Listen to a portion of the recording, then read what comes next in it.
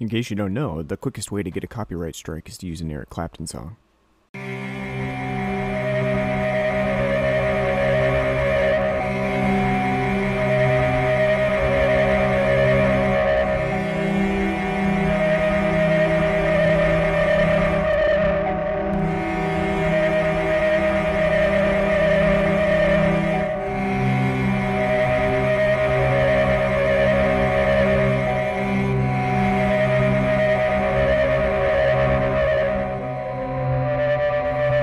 This is the Blood and Black podcast.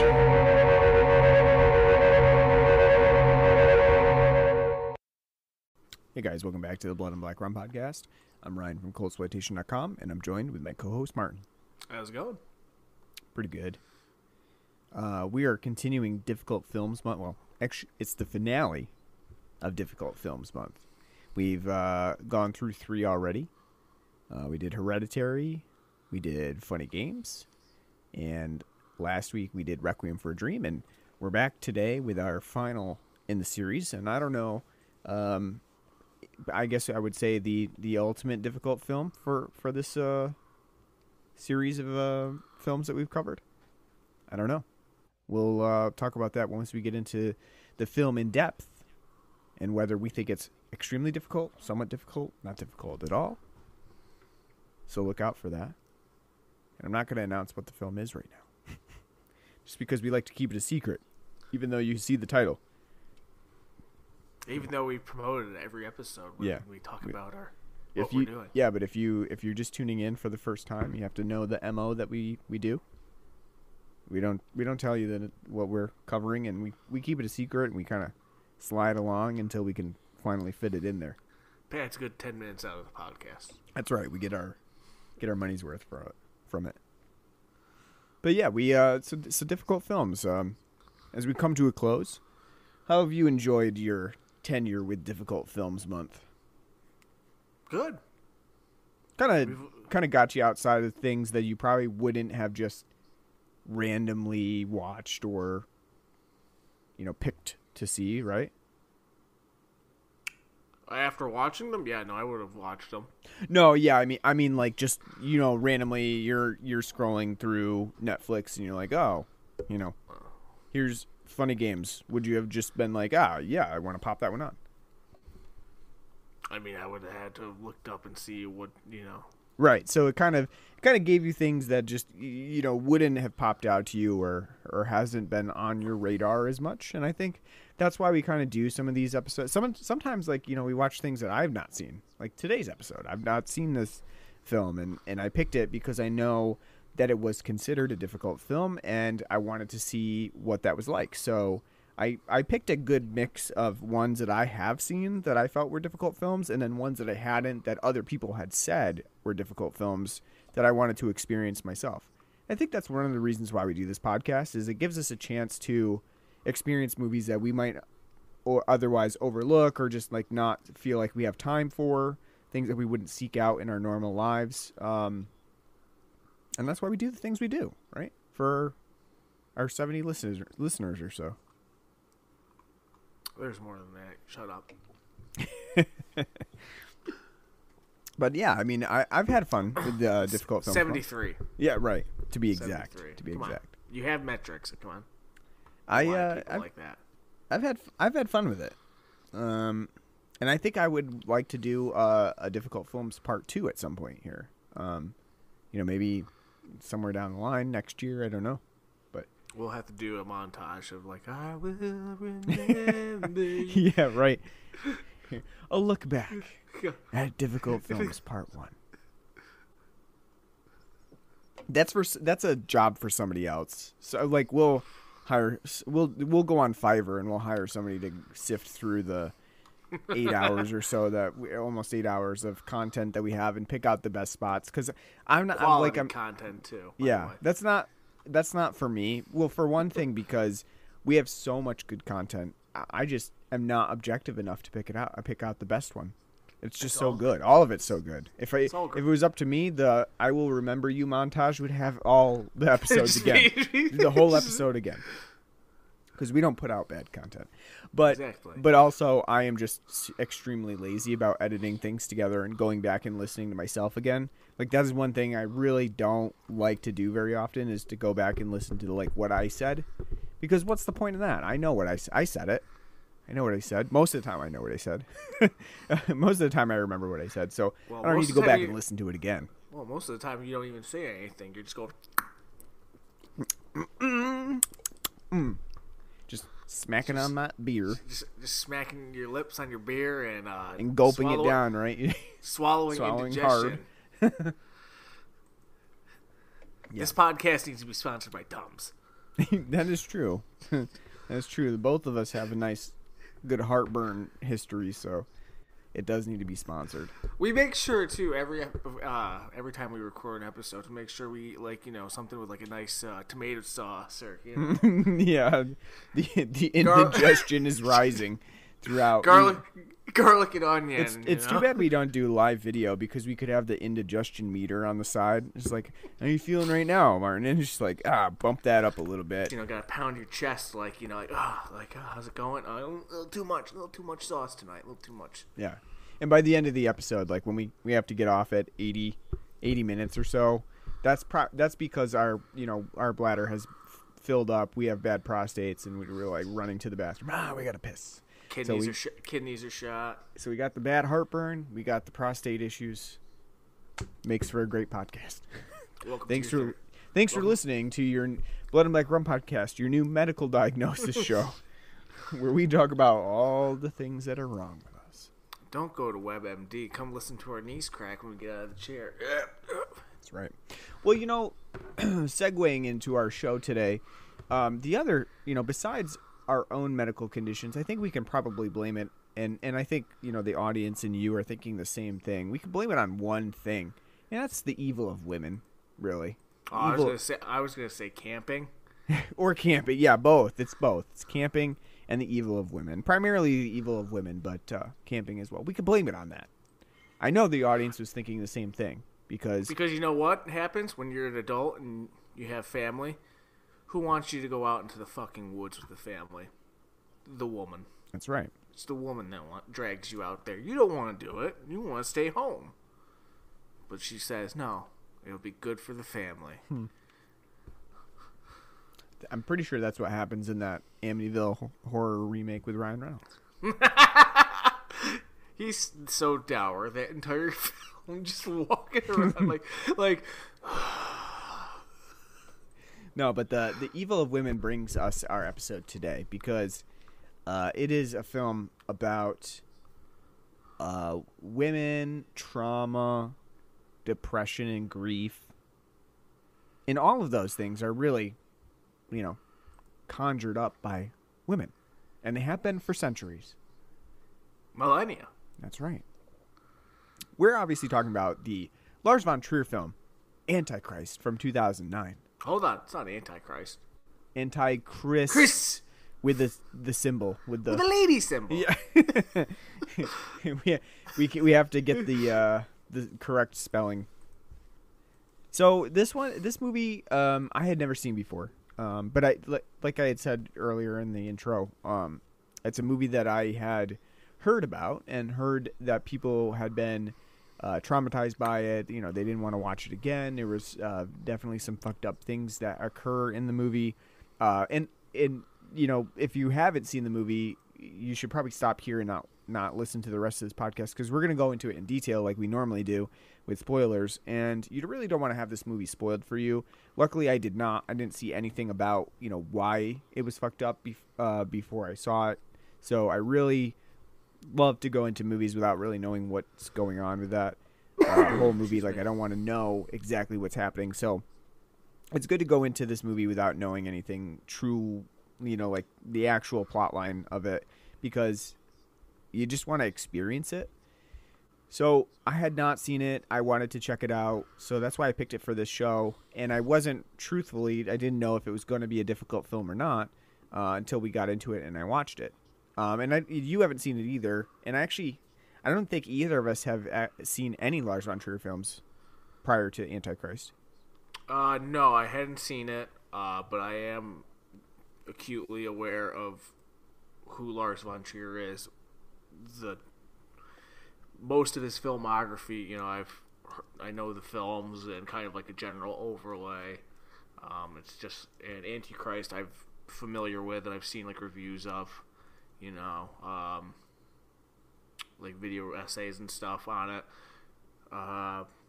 Nothing that would overall it's been a long time like that since I've seen like that kind of stuff. So it's nothing that I would say that like specifics that stuck out, but I remember knowing that it's a art house, very stylistic, difficult film to watch for a lot of people. So out of all the films that we've done, this is probably the one that I'm easily the most familiar with.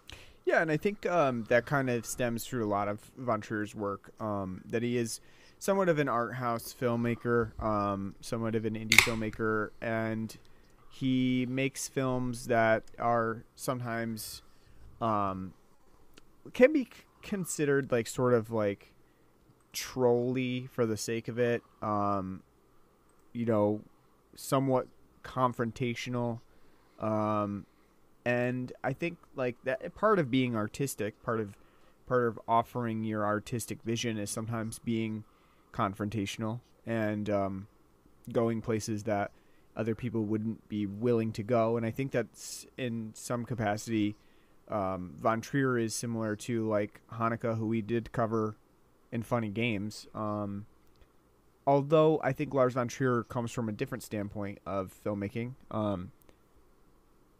and his films are much more rooted in things like perversity, violence, sexual gratification, and his films tend to overtly sexualize too. So unlike other films that will have simulated sex or very brief sexuality, von Trier just goes the whole freaking way, and in Antichrist he does that too, and we'll talk about what that means for the film to have so much emphasis on sexuality and hardcore elements.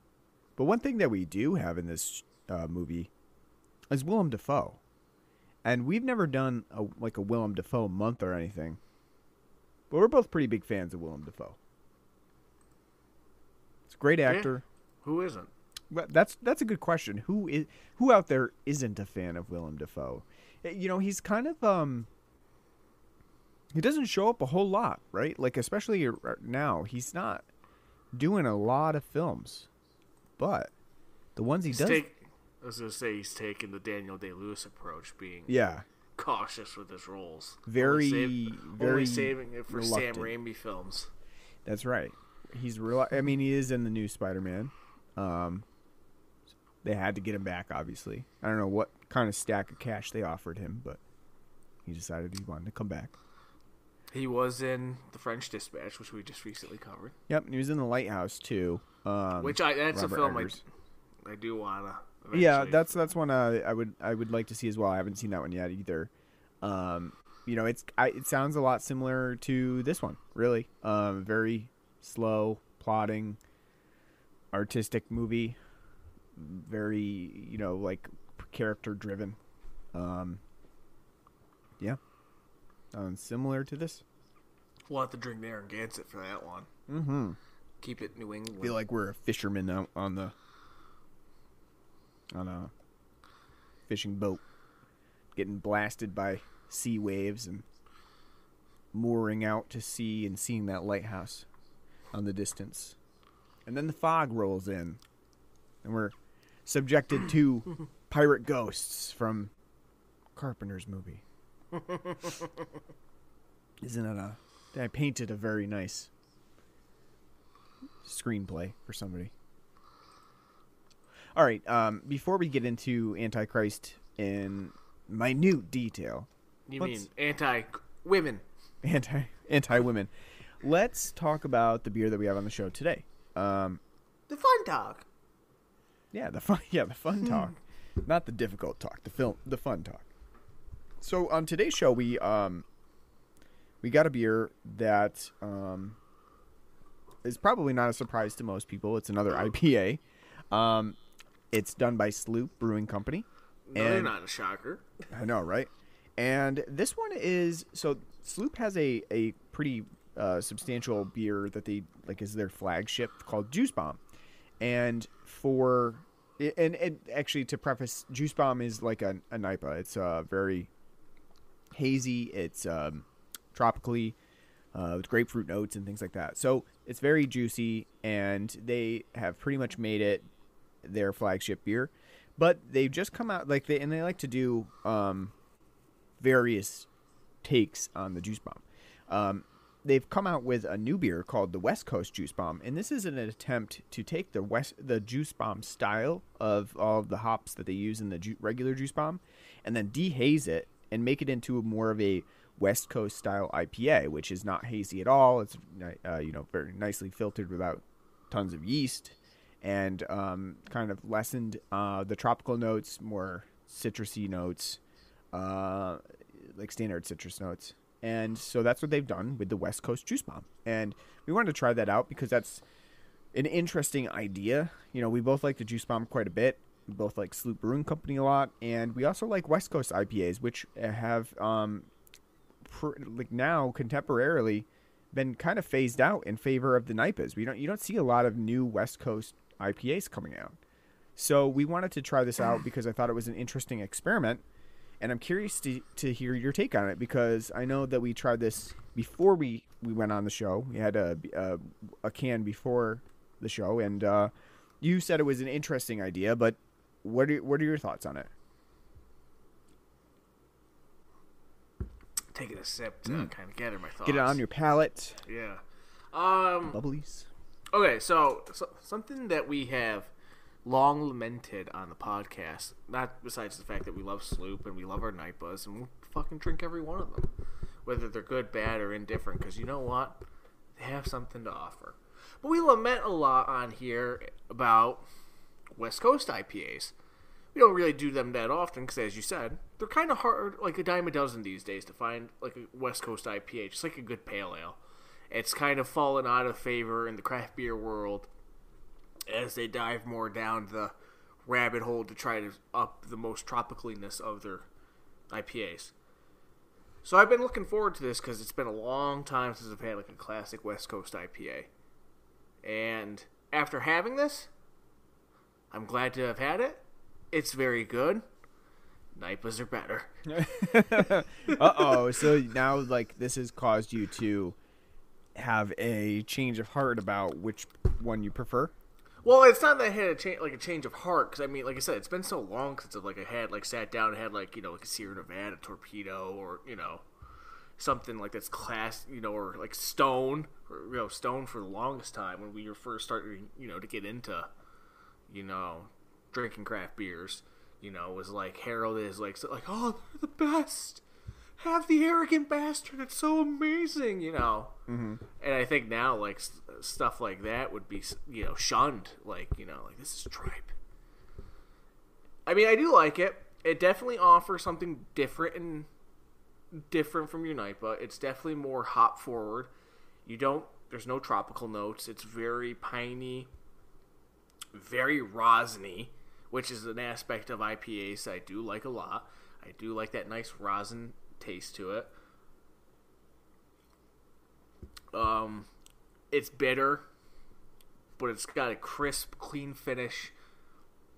It's very good, and at 7.7%, it's a 7.2. Sorry, it's pretty easy drinking, and it is nice. However, and this isn't anything against Sloop. I think at this point, because it's been 4 or 5 years of us drinking NIPAs now, I prefer NIPAs now. They just have much more going on for them, flavor-wise, with all the different tropical fruit notes that, I kind of enjoy it more. So this is like, I like it, and I would drink more, West Coast IPAs, kind of mix it up, but at this point, I'm in the hazy camp. Bring them, I mean, I like both. I think this was an interesting experiment because it does have the same Juice Bomb hops in it, and what they've done is they've really tried to dry it up a little bit so it gets the drier flavors of the West Coast style instead of the very extremely juicy elements that Naipa has. And they've taken very clean. Yes. Very clean. And they've taken away the haze too, so they've really removed all of that excess yeast that really makes a hazy, because that's really what's floating in your haze is a bunch of yeast that doesn't really get cleaned out, and they just, instead of sucking it all out, they leave it in there and they say, hey, good to go. Call it pulp.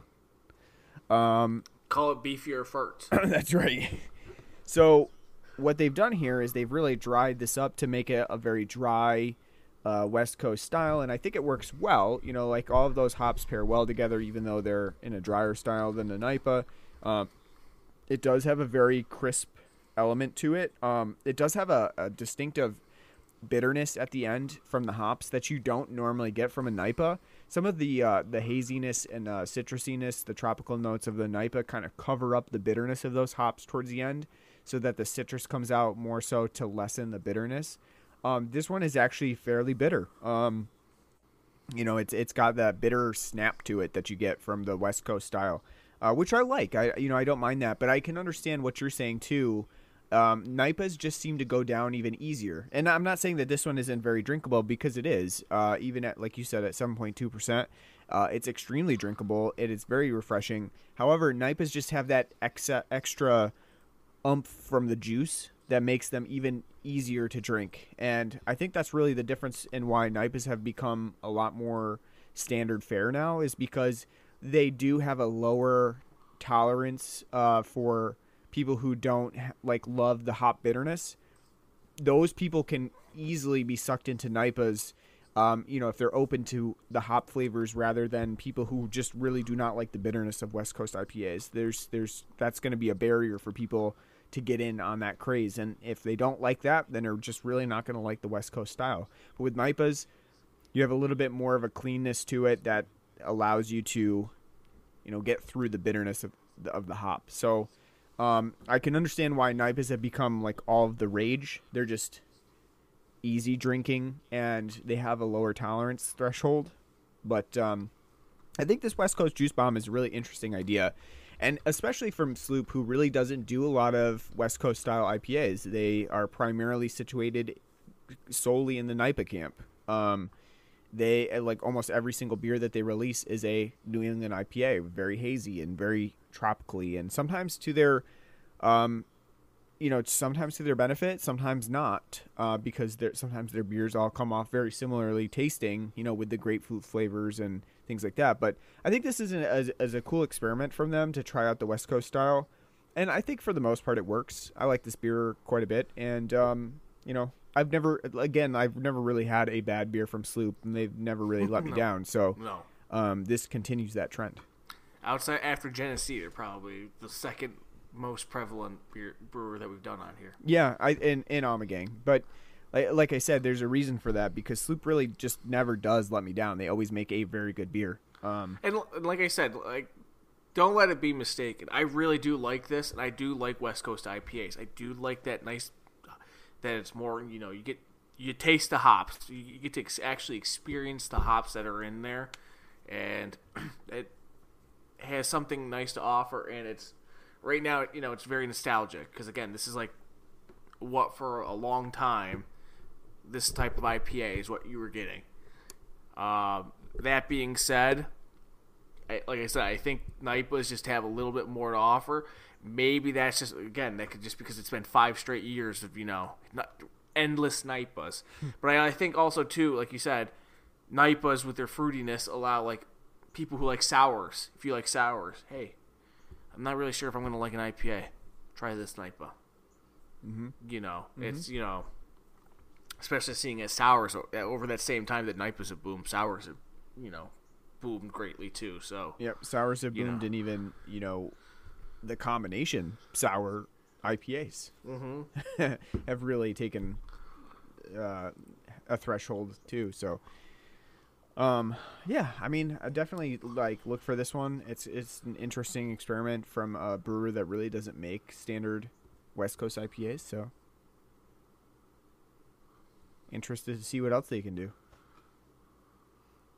All right, so moving on to Antichrist, our difficult film. Stop saying the goddamn Antichrist. title. with the Antichrist women. See, that's how people feel about this podcast, though. They say they're anti-Chris. They really only care about me. Well, who's Chris? We have no Chris on the show. We only have Martin. There you go. Don't say my Christian name. Jesus. I don't go about saying yours. I say mine. Well, I know, but I don't say your last name. It's fine if you do. It's all plastered all over the website. Yeah, it's Ryan Sandberg. Yeah. Named after the Hall of Fame second baseman. Me, I'm also the front man for Coldplay, so, you know. Mm-hmm. This is just a side gig. I write Yellow in the meantime. He was all yellow. Was that a recording, or was that really you? That was really me. Oh, my gosh. I know. It's perfect. One and the same. So, Antichrist. We are talking about the Lars von Trier film from 2009 about trauma and grief and depression. And notably, this movie was written by Lars von Trier when he was going through a period of depression and dark feelings. Now, here's the question I have, because anytime this kind of gets brought up with like any media, because you know you hear it often with certain creators, like, you know, when it comes to like anime, you think of like Yoshiyuki Tomino or Hideki Anno, like, oh, when they're making Gundam or when they're making Eva, they were really depressed. I know when that's not like a bunch of bullshit. Yeah, it's kind of open to interpretation by the audience, whether that's true or not. Well, no, I know. I'm not saying that, but I mean, like, is it actually documented? Because like a lot of the times, it seems like at this point, like, I don't know, it seems like a lot of like, you know, it would be kind of great to just like have somebody really take us through the days. They're like, was gonna get up and write today, but stayed in bed all day and ate Doritos and then went to sleep. And you'd be like, that guy was depressed. But then, yeah. I mean, to be honest with you, it is kind of hard to believe, because like when you're in a state of depression, you generally don't really want to do literally anything. Like, right? You don't. I feel like the creative juices probably aren't flowing. Like for some people, like I know for me particularly, like if I'm in a state of depression, like it's kind of weird because like I don't want to do literally anything. It's like, do you want to go outside? No. Do you want to watch TV? No. Do you want to play video games? No. Do you want to read a book? No. I literally don't want to do anything. And I feel like that is hard to do when you are depressed and you're like, I gotta write this movie. You know, well, it's just fun. Well, it's just funny because apparently out of his. I'm not trying to downplay. Definitely. I'm sure it was, but just like thinking about logistically, like, so he made 3 films like this, Melancholia, and then Nymphomaniac on like a 6-year depression kick. God damn! And you think the same thing with like Tomino. It's like, all right, well, he made Gundam, then he made Ideon, and then he made Zeta Gundam. He was depressed as shit with Double Zeta. All of a sudden, he found happiness, and then he made, you know, Victory Gundam, and he went back to depression. What happened, you know? Maybe the writing and being in that dour experience of writing a very bleak movie is the cathartic release that you need. Like I think release like for like Anno, when it came to Evangelion, he probably like eventually fell into the depression because like, I ran out of money. I blew it all on fucking robots. What am I gonna do now? Mm-hmm. And then after he got success, he's like, oh my god, I'm going to be George Lucas now. I'm going to be tied to this fucking franchise forever. And I'm never going to be able to escape it. And sure enough, 30 fucking years later, he's still working on Ava. I feel like Antichrist has the same... Like, it has the elements of, like, working through a depression. Like, if you take into consideration like all of the things that it goes through, it's almost like you know, as he's writing about the idea of like taking your grief and your depression and like kind of trying to draw it out and figure out like what are you afraid of and where's your anxiety coming from. Like that's similar to the process of making a movie too, like writing a film. So perhaps he was going through that same approach that they're going through in the movie while he was writing this movie. I don't know, but you're right. It is mind-boggling to be like, I'm depressed, I'll write a movie, and good for them too, you know, to be able to do that, and have that catharsis of being able to do that. But But I know for some people, that's just not even an option with depression. It's just, I'm going to lay in bed. So, but yeah, I was just saying, I don't find myself at my most creative when I'm dour. That's right. Yeah. The mind's too preoccupied trying to sort out how do I become so undowered? Yeah. But with Antichrist, what we must preface this movie with is you must like Willem Dafoe ass in order to truly appreciate Antichrist, because we do get quite a bit of Willem Dafoe skin throughout.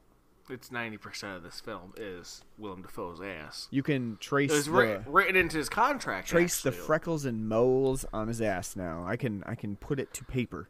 It's even on the movie poster. Yeah, that's right. They've cut it nicely. And I saw somebody point this out, and it is really a prescient thing that they pointed out. That, ooh, what a word you just used. Yeah, the poster and that shot that occurs in the scene of them having sex at the tree, and then all of the limbs start coming out from behind the tree and then the roots, is very Boschian, which is like the artist Bosch and his paintings. It is very Boschian. And I think that sums up Antichrist quite well, and that it is a very artistic movie focused on symbolism and imagery, and various elements and images throughout this movie are very, very clearly defined and fit well into like the scheme of depression paintings and very sinister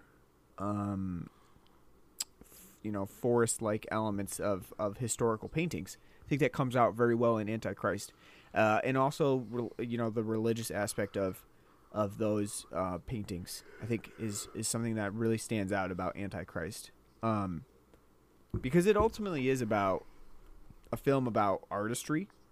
As you said, we have two very, very thoughtful and smart protagonists. One is a therapist who, Willem Dafoe's character is pretty much always thinking that he's like the smartest one in the room, and that's kind of mentioned multiple times in the movie, where he thinks he's smarter than his wife's therapist, who is prescribing medications that he doesn't agree with. So we have two very, very smart protagonists, studied protagonists, members of the intelligentsia. That's right. And Charlotte Gainsbourg's character is also, a studious person. She's writing a thesis about women genocide called Gynocide.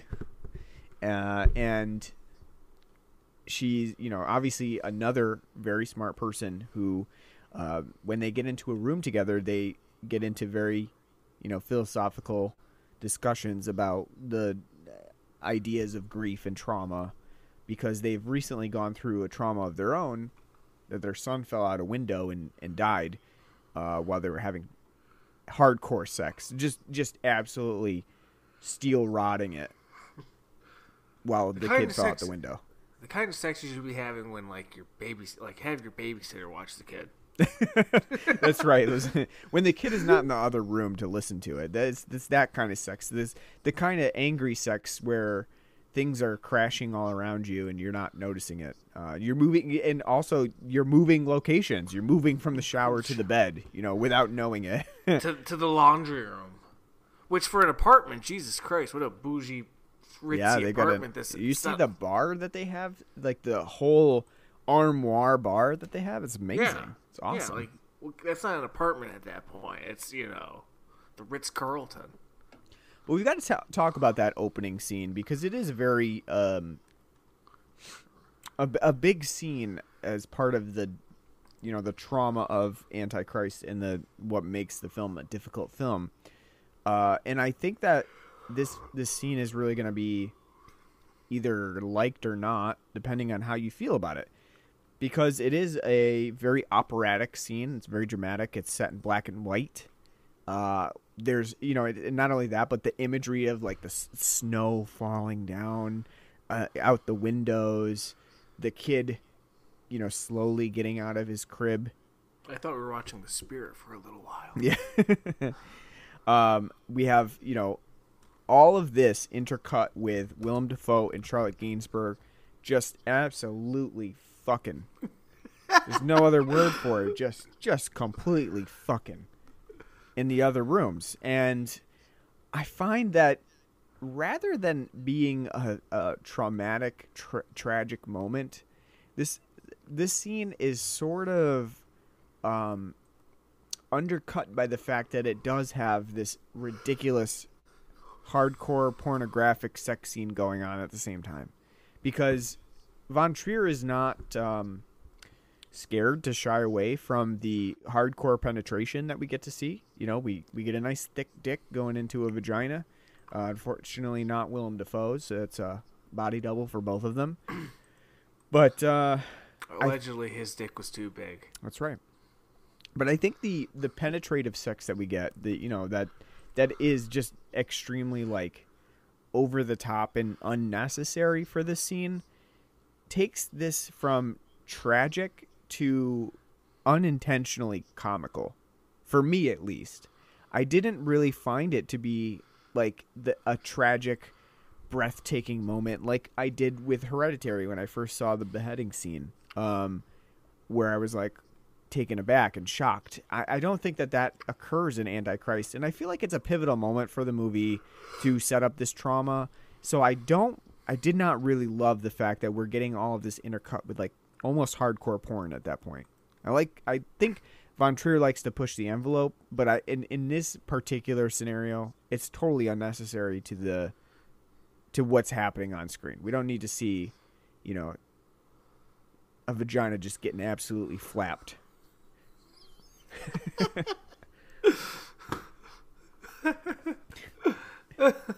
How did you feel about like how that plays out? It's just kind of ridiculous. Yeah. I mean, with the handle score and the black and white imagery and the slow-mo and I think it goes... It's like, I kind of understand adding the sexual element because it's kind of tying into her Carol Gainsbourg's psychosis later. Charlotte, sorry. It ties into her psychosis later, right? Mm-hmm. Yeah, the sexuality. Yes, yeah. It ties into it. But, I mean, it comes across as so campy and fucking ridiculous that, you have like... And then Willem Dafoe's just going to Pound Town. Mm-hmm. Mm-hmm. And then you got the baby coming out of the crib, and then like, oh, Mom and Dad are fucking over there. Guess I'm going to throw myself out of the window. And then as, they're going from one room to the next, fucking all over. I think they might even fucked in his crib while, he's like... Hey, where's the baby? I don't know. Yeah, it's slow-mo falling, It's just, that is just like also too like so stupid. Just like the slow mo watching the kid fall. It's like, why? It's like watching a graceful swan dive. Yeah, that's the other thing too. Is like, okay, yes, we can glean the fact that from this dramatic performance, this kid is falling out the window. We don't need to see like explicitly. Yeah, he hit the pavement like a sack of potatoes. You know, he totally splattered. Should have hit a car, and so you can hear the car alarm go off, like, Yeah, I just think it goes so far that it now becomes comical. It's not meant. Obviously, it's not meant to be funny, and it could happen. That could happen to you. It could happen, and it happened to Clapton, right? I don't know if Eric Clapton was having sex when his kid. Yeah, no, I don't. We don't want to spread those rumors, but fell out the window. But yeah, I mean, I think it just goes a little too overboard, and then so that kind of sets you up for the rest of the movie, and that's kind of the intro. It's called a prologue in this case because we do get multiple chapters in Antichrist, but it kind of sets you up in a way that is not ideal in my eyes. I don't love that opening, and it certainly is not a beautiful sex scene as I've seen some other people refer to it as. It is gratuitous, and like you said, I understand the element of sex in this movie, and the idea of, you know, sexuality and punishment. Those are all kind of elements that do tie back to the theme. Though I just don't think that we need to see like the explicitness that Von Trier brings to us, like, because it just is unnecessary. It pushes the envelope. I understand that, you know, you want to risk gratuity to, you know, to shock, but I don't really feel that it adds anything. And actually, I think it detracts from what the film is really trying to do with that scenario. Yeah, I think you get a lot, like, you know, some people would probably say, like, well, he's uncompromising. But at the same time, like, to what extent? Like, again, like, there's showing for the sake of showing and, like, having a point, and then for shock and awe. And if it's just for shock and awe, then, like, it then the fails. uncompromising nature of it doesn't really matter. No, right? because again, I mean, as we'll talk about when we kind of talk more about the film has, like, 30 different theses and motifs going on. So, like, it's kind of like, you know, just... Like, I understand where, like, thematically, you know, sexuality being one of the main crux of this film. And, you know... But I don't think how it's executed is, in the prologue, is that well done. Because it's just... It's a roundabout way to get to where you need to go. Mm-hmm. And it's kind of like shock and awe for the sake of shock and awe. Yeah.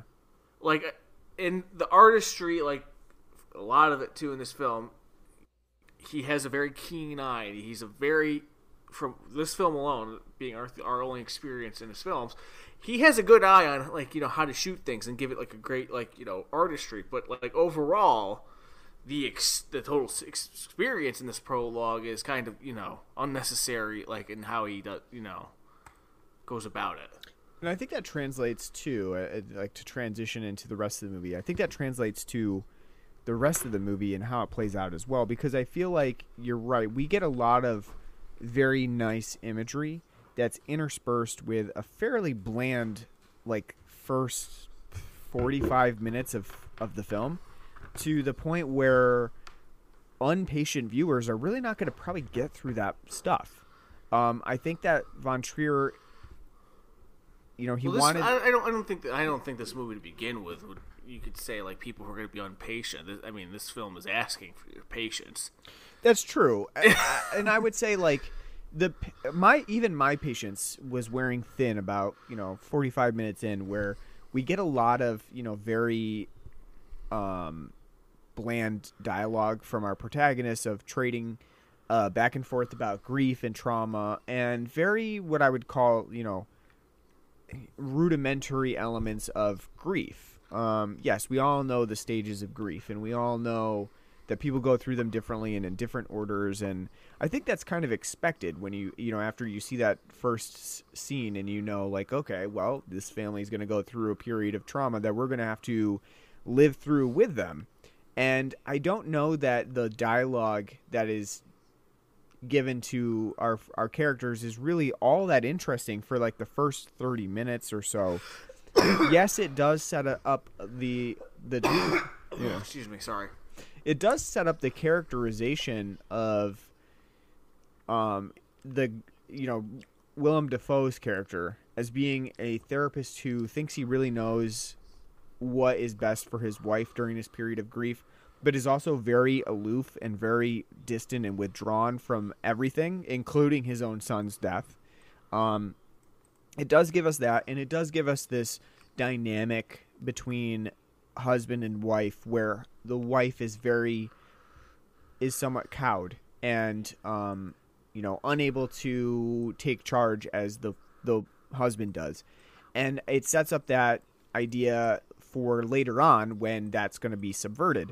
And I think that, you know, while I do see the value in it in some capacity, I think it goes on too long.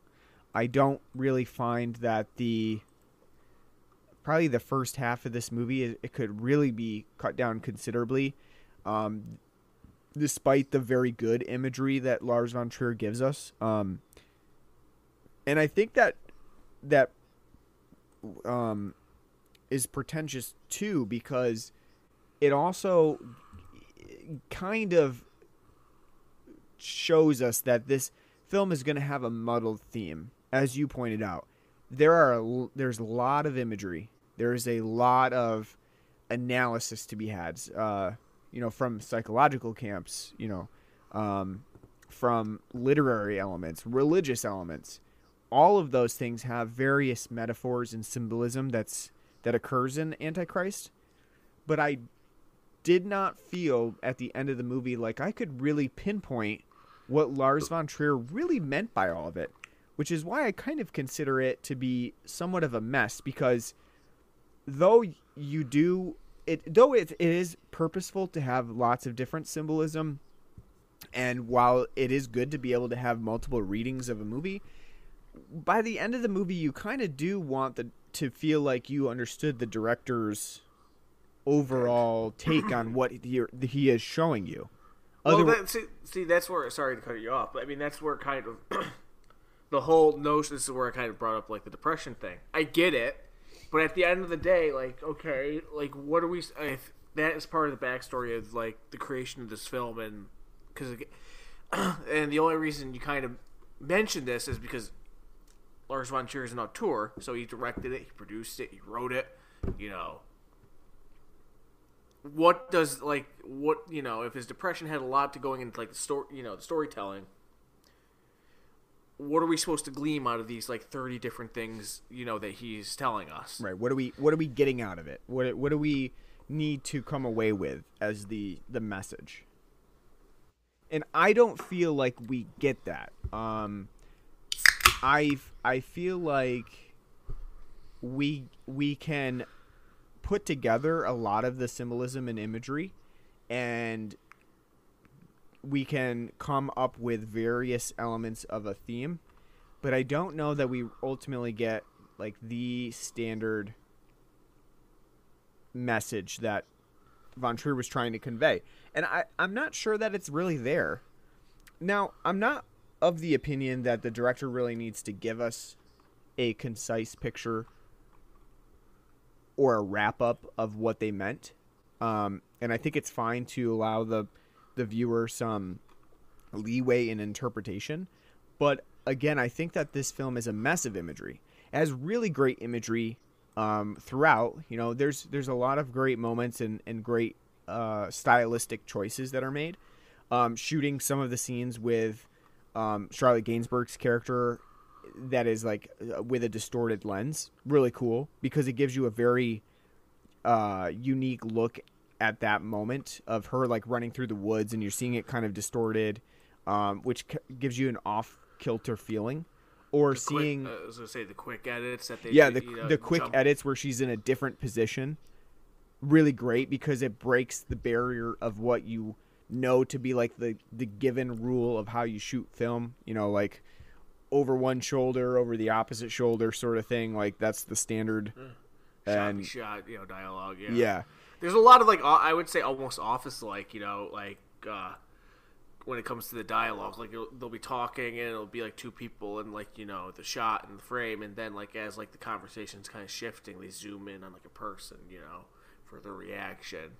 I don't know if you noticed that, but that's kind of something I kind of took. Yeah, it's sometimes it's almost voyeur-like, to be, like, kind of handheld camera sort of thing, shot from a distance, stuff like that. I like that. I think the stylistic elements that von Trier brings to this are really interesting, and even the symbolism that he brings of, like, falling acorns. The idea of falling in general. The kid falling acorns, falling birds from the sky, falling dead children. I like it. I think it's it's good imagery, and it's shot in a stylistic way that I think it makes interesting, and then it's kind of bookended by very bland scenes of whispering and characterization. Well, so kind of to keep talking about the thematic and what he's trying to say. You're somebody who studied literature, and one of the things you study in literature when you're in college is, like, artist intent versus audience what they read into it. Mm-hmm. What do you think out of like those two like kind of perspectives? Like, do you think like it's kind of like there's no real artistic like because if you got all these jumbled ideas going on, like maybe he's not trying to say anything specific, he's just throwing a whole bunch of things out there emotionally, and then we're supposed to kind of just glean from it. Like, do you think it's more of a viewer experience that we're supposed to get out of it more so than like an actual intent from him as the author? Yeah, I kind of do, actually. I think that the experience sometimes is less about the message and more about the experience of that depression and that that element that we're experiencing rather than understanding. And I think that's fine if you do get that experience. I don't know that I do from Antichrist. I think that I get it in parts. I get the experience, in certain situations, like when the 3 beggars are found, that are segmented in those chapters. I get that experience when, the deer it comes out of the woods and it's got the stillborn baby in it. I get it when, he meets the fox. Not so much when the fox actually speaks and says chaos reigns. That sort of seems like a 13-year-old, wrote that encounter. But edgelord. Yeah, right, exactly. But, and then just if that alone was like the fox eating itself, I think that's enough. we don't need the spoken chaos reigns too. Fox eating itself is enough of a symbolic metaphor. We don't need the rest. And then I get it again towards the end of the movie when everything goes crazy, goes batshit insane, and we get a lot of that fucked up imagery and sexual mutilation and things like that. Again, though, I think if we're talking about the end of the movie, I do think that Von Trier goes too far. I think, and not too far in the sense that like, oh, I was totally disgusted by this movie, or it's totally inappropriate, we shouldn't watch it, blah blah blah. Not like that, but too far in that, like, we're seeing way too much as an audience to see all of this, almost like, shock for shock's value only elements, because it's clear Von Trier wanted to get, erect dicks in here, and he wanted to get, coming blood, and he wanted to get, genital mutilation in here, and so he did it on screen, very visceral, very up close and personal. Yes, it makes you squeamish. Sure, it's a shock at first, but I think that shock really wears off because it's really in your face and it doesn't leave much to the viewer's imagination. You're subjected to it. You see it. Okay, you saw it. It's done. You saw a clitoris being, taken off, scissored off. Okay, you saw it. It's done. I feel like leaving more to the viewer's imagination probably would have been a little bit more successful, and I wouldn't, at least for me, I wouldn't feel like we're just seeing this stuff for shock value. I think, like, specifically the scene that I really point to, I think the genital mutilation is fine, like the cutting off the clitoris, that's fine, because I think that is a really big, strong point of the film, of being a mother, going through trauma, feeling, especially during sexuality, feeling like there's a disparity between being a mother and having sexual pleasure. I like that a lot. I like that the element of genital mutilation and the persecution of womanhood. That imagery is fine. I think that's necessary. The one that I don't think is necessary is, the whole, penis masturbation after it's been smashed with wood. Like, it's really totally pointless to see that. Like, what is the intended purpose of it? How did you feel about that? Like, is there a purpose to what we're seeing for that shock value? I mean, I get thematic, at least like the cutting of her, cutting her clitoris off. I get it thematically. I still don't really appreciate it, seeing it, because I mean, I'm not one, and I'm not trying to brag or be braggadocious or anything, but I'm not one where like film like like violence and stuff really gets me. I mean, broken bones kind of make me squeamish, but like general like body mutilation doesn't do it. But those two scenes did like not like make me like, oh, I gotta turn this off. But I was like, oh god, like that. What the fuck? I get it from like the thematic point, I don't think it was necessary to show though. And it's kind of the same thing with like, her bashing his dick and then, jacking him off and, him coming blood. I don't think that was necessary. You could have just literally jumped right to her screwing, drilling his leg and adding an anchor to him. It's like, hey, let's take Misery and kind of up the ante. What Kathy Bates do here? If she was really fucking crazy, wouldn't just break his goddamn knees. This is what she would do. Like, you're my favorite author. And then, like, Jack James Caan off. Like, that's a bridge too far. Like, it's like, it's as you said, it's trollish. Like, it's just, I think, for shock value. It is shocking. Like, it is generally, at least for me, like, both those parts are, like, generally shocking. Like, holy shit. Like,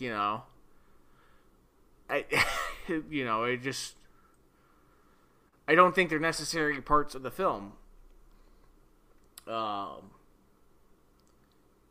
Even though they tie it to, like, some of the themes in this film. But, I mean,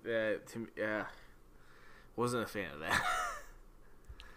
Yeah, I think that, it just comes off as really just for shock value, and I don't think it really adds much to any of the themes, really.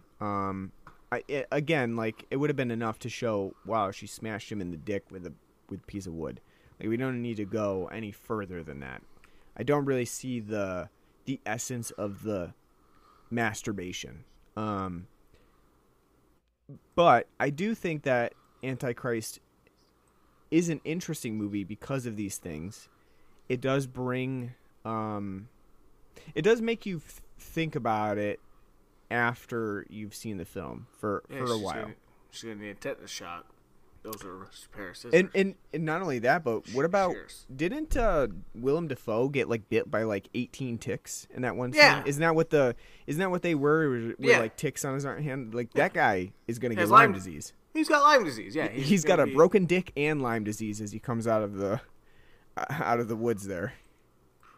Well, what bougie assholes have a fucking campsite where you gotta hike like 12 miles up a mountain? That's one thing that I wanted to point out too, is the hike, because Willem Dafoe is she took the child up there last year by herself. That's true. Like this 2-year-old kid, like, she's got to feed fucking. No wonder why she went crazy. She went up there by herself, having to feed this kid like graham crackers and milk on a 12-mile hike up the fucking mountains. Not only that, but like, Willem Dafoe says, you know what? I know we have a 2-mile hike to this cabin because I've been there before. You know what I'm going to do, though? I'm going to wear a suit anyway.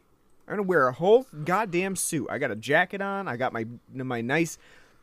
slacks. My slacks and my button-down shirt tucked in. Like, the man is, like, making it look effortless to hike to this cabin in the woods, in his business suit. He's giving therapy. He has to be serious. Yeah. The other thing, too, is, like, who puts their hand out a window like that? I've never in my life done that. Where I'm like, oh, it's hot in here. You know what I'm going to do? Open the window and put my entire arm out it.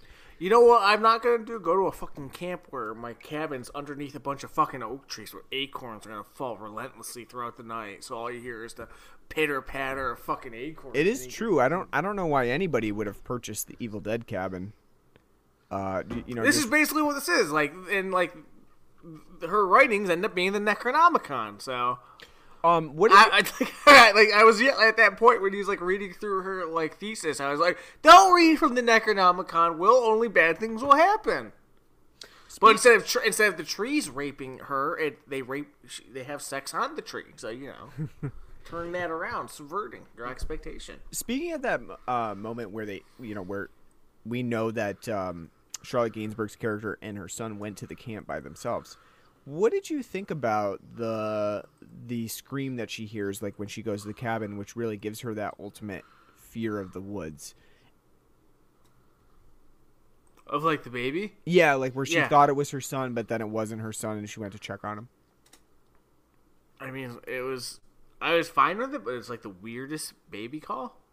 cry. I thought it was a It's pretty like- eerie thing, actually. I like that quite a bit. It was like a mix of like a chortle and sadness. Like, you know. Yeah, I like that. And like, I thought it was a really eerie moment within the film that it doesn't really return back to. But I thought it was really interesting. I like kind of wish like Antichrist had gone a little bit further with that element to it, because I thought that was really interesting and a very spooky moment for the movie. I think too Lars could have focused more on that too, because we see like later on when they reveal and show the autopsy of the kid and say, everything was normal. He fucking fell, 5 stories and but his feet were a little cockeyed. And we find out she's been putting his boots on wrong. Yeah. Well, that's nice and all. It's like a nice little point, but like, obviously suggesting like she's been going through like postpartum depression, which her whole kind of arc afterwards is kind of like, a continuation of postpartum. It would have been nice to see like maybe more of that, like how she was with the child and like these scenes at the cabin. Like, what was she doing that, Yeah, I kind of disagree with that, though. I kind of like it left like that, with like the idea that like what, because so we haven't really talked about the characters too much, but ultimately Willem Dafoe's character you don't really like. He comes across as absolutely way too smug, way too knowing on purpose. And it's clear that he is in some ways, emotionally manipulating his wife, whether he means to or not, because at first we kind of feel like, oh, okay, well, he's taking this in stride and he's helping his wife the best that he can. But ultimately over time, it becomes more of like a power struggle between them. So you don't really like him. And then with Charlotte Gainsbourg's character, there's kind of like a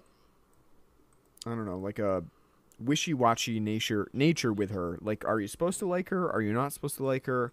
Are you supposed to feel for her and understand where she's coming from? Are you supposed to suspect her because of that scene where you get the image of his shoes on wrong, which I honestly, again, another really great element of imagery that I think if handled in a different way, where this was a story about like child abuse and stuff, I think that would be really, really interesting about like the shoes on the wrong foot. It also really presents like another eeriness to it, because the idea of the film's title of Antichrist, while that's not necessarily what it means, it kind of evokes things like The Omen in the idea of a child as the Antichrist, right? But in this case, that's really not the case. But that the shoes on the wrong foot, the weirdness of his feet, do kind of evoke the idea of like, oh, is this an Antichrist scenario? I thought that was also really interesting. But ultimately, I don't know. So what you're saying is the kid fell out the fucking window because he had 2 left feet. That's right. He would have been able to catch his balance if his feet hadn't been totally deformed messed up by putting boots on wrong. Yeah, but I think that it all comes back to the idea of mothers and womanhood and trauma, of being a mother and handling those situations, and sometimes feeling like, you're not doing the right thing for your child. I think that all comes back to that imagery. And I like the fact that it doesn't really dive too much into how she was as a parent. Although, just from the 2 scenarios that we see of her and her child, she's not great at watching the kid. I mean, he falls out a window and she doesn't know where he is for a long period of time, and he's playing with a block of wood in a shed somewhere while she's like doing her thesis. Not a great example of her parenting skills. Yeah, let's take a baby out to a cabin that's not even probably going to be even close to being baby proofed. Well, not only that, but it's like a fucking, like you said, it's like a 3-mile hike through wooded areas. It's not even like there's a path or anything. It's just take the kid and hope he doesn't get a bunch of ticks on him. So, she doesn't set a great example from what we see, but I don't think that, and Antichrist has often been considered to be a misogynist film as well, and I definitely don't see that. I don't think that Lars von Trier is saying women are evil, because that is literally what is stated in the movie. It's stated that Charlotte Gainsbourg character has. Why the fuck would you think like it's literally saying that? Yeah, I know. That's what I mean. You literally have a point in the film where like she's supposed to be studying like her thesis again is on the killing of women, genocide. And she's supposed to be like, why is that happening? And then through her, her depression and anxiety and stuff, she's, come to believe, women really are the devil. And then Willem Dafoe is like scoffing at like that, like what the fuck are you doing? That's not what that. Which maybe that comes off as like misogynistic of him being like, you dumb bitch, like you're supposed to be studying this and that's what you got out of it, But other than that, like no, it's not like it's obviously like kind of laughing at that, Mm-hmm. the whole idea of this witchiness. Mm-hmm. Yeah, I mean, I think that like the misogyny is certainly probably because they see like the idea of genital mutilation as misogyny. I don't get that though, and I don't really think that we're supposed to like absolutely hate Charlotte Gainsbourg's character. We're supposed to see the idea that well maybe she's been formed into this, by patriarchy, which is part of her research into women's genocide, by her husband. Who is not very understanding, even though he's a therapist, and really has almost like a sociopathic tendency to understand grief. Like he really barely cares about his son's death. He cries one time, and then he's pretty much over it. And that I can understand from a therapist perspective of understanding grief. But look at that, though. I don't think it's sociopathic. You can make that a critique of how men are taught to deal with grief. Mm-hmm. For the most part, how are you told to handle emotions? Tamp it down. Don't be emotional. Don't cry. Don't show, that's weakness for a man. Tamp it down. So you can take it at that, that's what he's doing. He's, playing that part out. I honestly think they're both contemptible people, though. I think it's supposed to be kind of it's like because again with all the Abrahamic imagery of it being the Garden of Eden and these two being Adam and Eve basically, I think it's basically supposed to it's supposed to be a even more corrupted view. They're both very contemptible people. Mm-hmm. I don't find myself liking either one of them. Yeah, I mean, I think that's true. I think towards the end, even though, we go through this experience and Willem Dafoe makes it out alive, and we see all those women coming towards him, coming at him, and, moving through the woods, and that's, supposed to represent a mass of women genocide. I don't think that we're supposed to side with Willem Dafoe there. I don't think it's meant to be a misogynistic statement of, look, women are evil. Look what she did. She's crazy. She chopped it. She's hacked at his penis and chopped off her own clitoris. The clitoris chopping off is even more disturbing than him getting hit in the dick. Mm-hmm. And then the blood, him ejaculating blood. Like that's like it's unsettling. But the close up of Charlotte Gainsbourg's twat being, mutilated. That's, that's a little much. Right. Yeah. I mean, I think that I'm really conflicted about this movie. I am not sure whether I actually enjoy it or not. I don't. And actually, let's do this now. Do you think that Antichrist is a difficult film? Sort of. I think it's difficult in the fact that, in a non-serious way, I would be saying this: the first 35 minutes of this film is a fucking slog. It basically takes 35 minutes to get to the fucking cabin, to get to, part 2 of this film. It's a slog. Listening to them whisper at the hospital and have their, as you said, 13-year-old, discussions on grief is trying. It's very trying. Because you're just like, when will it end? This suffering. And the prologue is just goofy.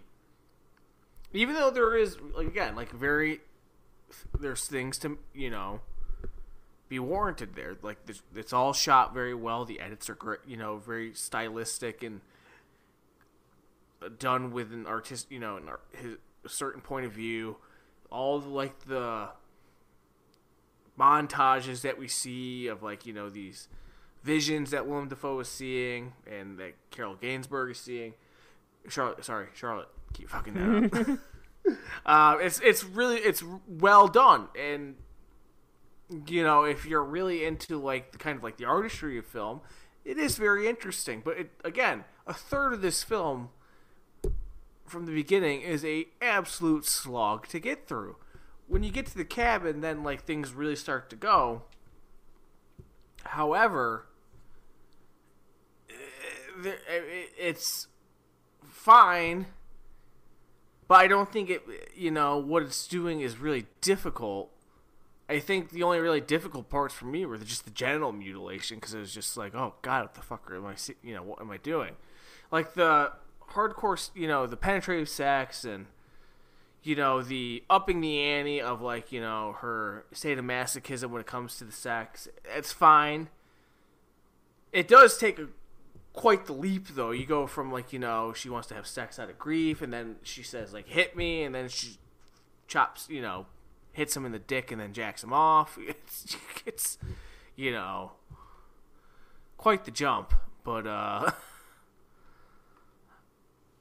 I wouldn't say it's overly difficult. I'm not traumatized by it or anything, but it's definitely an interesting film that has a lot of ideas. It's definitely something that I wouldn't find myself constantly revisiting.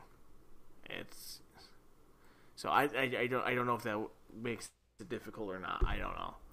Yeah. I mean, out of all the films that we've done so far, I'd say it's the most difficult. Mm-hmm. More so than Hereditary, Funny Games, and Requiem for a Dream. But I didn't really think any of those films were really difficult. So that's just me. Yeah, I mean, I don't really. So this is one that I don't really think is difficult. I didn't really find, even the shock value of seeing, genital mutilation. I don't really find it too difficult. And I don't really find the trauma of the movie all that difficult either, because it is, subject to hardcore pornography that kind of takes you out of the realistic nature of this experience. So I think that Lars von Trier actually ventures too far into trying to be too real, and it ultimately makes it seem too comical, overtly comical, and that's why I almost sometimes felt like there's a dark humor running through this movie, because it is a little bit on the cheesy side when it comes to overtly showing all of this grisliness. And at a certain point too, you kind of have to laugh at how dour and depressed this movie is. It is sometimes, I would say I don't know, a 13-year-old's version of being depressed sometimes.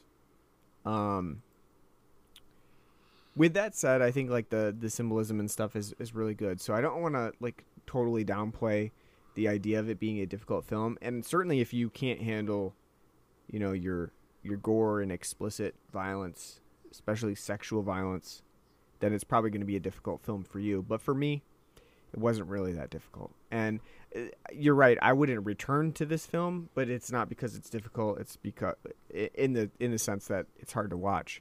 It's hard to watch because it is oftentimes just boring. So, it does make me want to watch more Lars von Trier films, just kind of see, okay, what do you got? Yeah, I agree. I am curious to see, and like we said, I think the imagery sometimes is really good. So I'm curious to see what he can do with that. But imagery in a almost 2-hour movie don't always mix. You can have good imagery, and you should be a music video director. You don't sometimes need a 2-hour film to get your imagery across. So, or as Nymphomaniac is uncut, it's 325 minutes long. Right.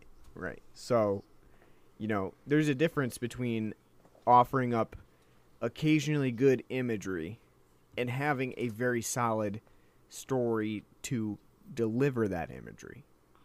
And I think with Antichrist, that's not always the case. So that leads us to our rating. So on a scale of 0 to 10 black metal foxes, what would you give Antichrist?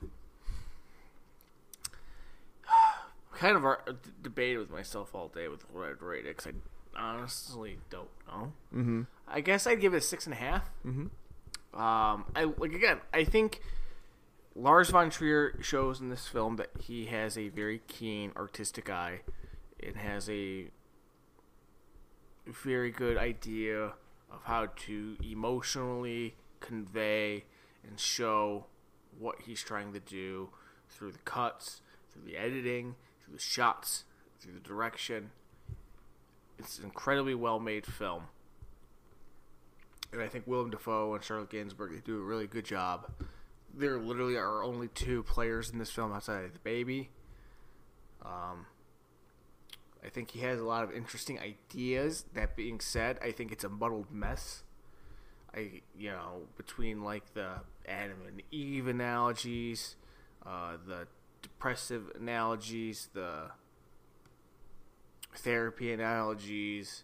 It's what you're trying to glean from it is. I don't know. Like if I trying to see what he's trying to convey in this film itself is really hard to, and maybe he's not trying to, and it's just supposed to be emotive, and we're supposed to kind of glean something from it. I don't know. But I think because of that, there is a sensory overload on what you're trying to experience here.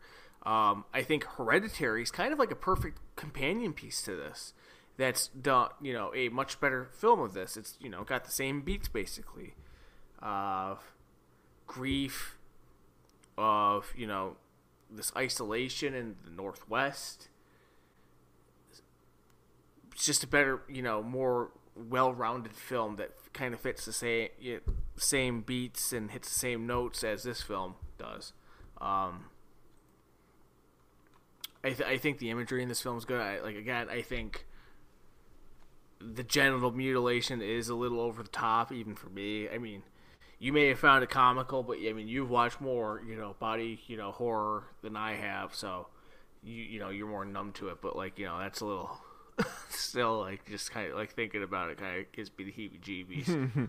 But I mean, again, I think it's a well-made film. It has a lot of ideas out there. But again, I don't think, because it is kind of poorly paced. The first third of the film is a slog to get through. I think you could have done this film in probably an hour and 20 minutes, an hour 25, and it might have been a lot, tighter, snappier of a film.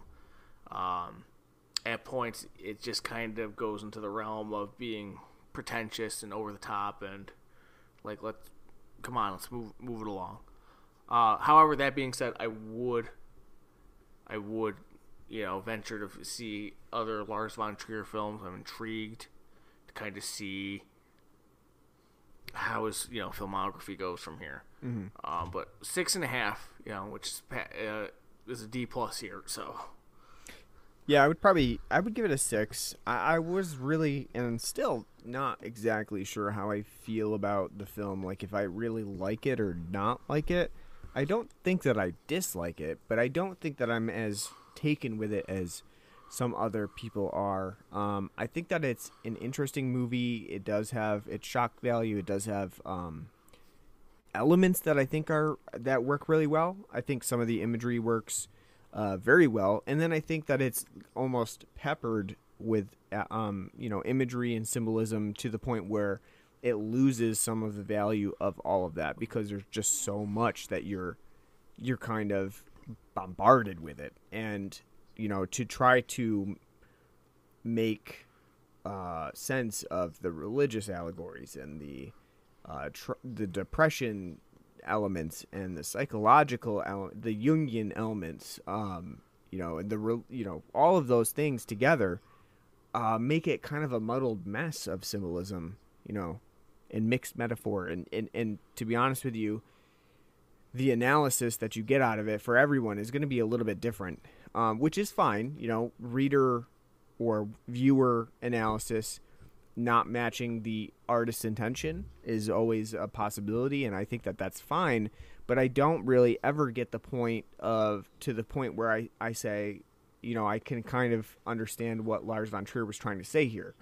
I'm honestly still not really sure what his ultimate point was.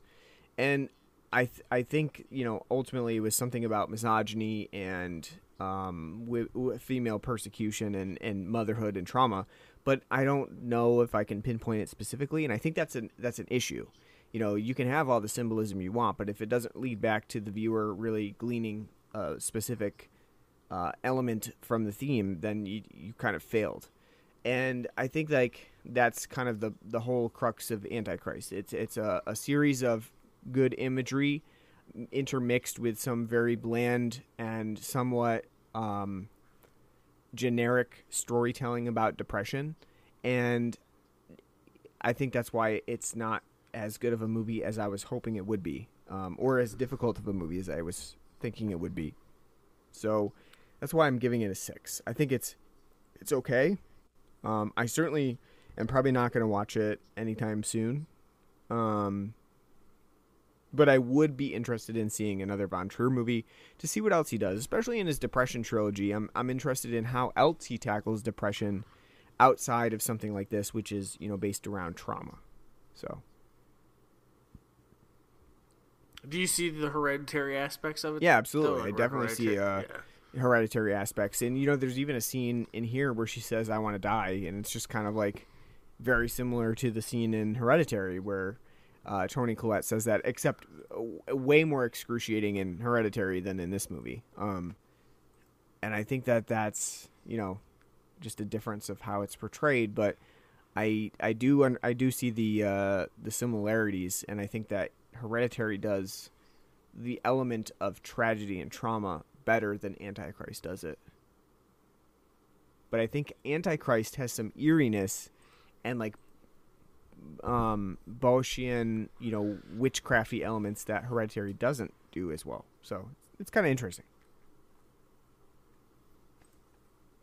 All right, so that brings us to the end of Difficult Films. We hope you enjoyed this foray into difficult films, and if you have other films that you'd like for us to cover that you find difficult, please send them our way. You can email us at bloodandblackrumpodcast@gmail.com. Let us know what we should do for Difficult Films Month Part 2. What do we got coming up? I think we wanted to do Doctor Strange, right? In the Multiverse of Madness. Sam Raimi's glorious return to film. That's right. What else do we got? We've got June coming up. I don't know if there's anything specifically we want to do for June. Jeff Goldblum month marathon 2. Yeah. I don't know. We'll have to talk about it and see if we can come up with some additional fun ideas to do. This podcast, we go on a fly by the seat of our pants. It's a fly by night. I don't think we're going to be back next week. We'll probably take a week off and then come back. And we'll do the Multiverse of Madness if we can get to it. That'd be a good one to do. Other than that, we'll talk about it and we'll come up with some more ideas, and who knows, maybe we'll do another themed month at some point here. Is it time for let's see, so we did 90s remake. No, we did 90s slasher month, sorry. 90s slasher month, yeah. Is it time for 80s slasher month? No, because that's been half the podcast. Is it time for 00 slasher month? That's been the other half of the podcast. 70s Giallo month? Seeing as the podcast was supposed to be, based on getting me to watch Giallos, that would be a start. Shark month? No. Discovery's no. Shark month? No. Yeah. What about, you could do like a vigilante month. Yeah. we'll have to. Yeah, I mean, Poliziateschi. Oh, you know what? We haven't done a Poliziateschi. Be a fun one. It's I was gonna say that's a genre that you said is really fun. Mm-hmm. Sword and sandal. Who knows? We're gonna do Ben Hur, folks. Who knows? Who knows what we've got up our sleeves? But if you wanna know, if you wanna keep checking in on us, make sure that you subscribe to us on pretty much any podcasting app that you could think of. We're on Google Podcasts, Apple Podcasts, Stitcher, our home base at Anchor.fm, Good Pods. Leave us a nice review on there. Appreciate that. We are on Facebook and Twitter. You can just search for us on there, Blood and Black Rum Podcast. Give us a like or a follow. And like I said, we have an email address at bloodandblackrumpodcast@gmail.com. You can write to us. Let us know any suggestions for films. And as always, you can donate to us on our Patreon page, patreon.com/bloodandblackrumpodcast. Anything you donate, we'll put towards beer. So, thanks a lot. So ends our Difficult Films Month. Anything else that you have to add about difficult films before we sign off entirely? Well, that's about it. It was a good experience. I'm glad. That was the sole goal, is to make it I think it's usually when we do these themed months, it's nothing but schlock and shit. But this time, all 4 films are stuff that stands out on their own merit. Interesting experiences all around, so I'm glad for that. I'm glad. Oh, you know what?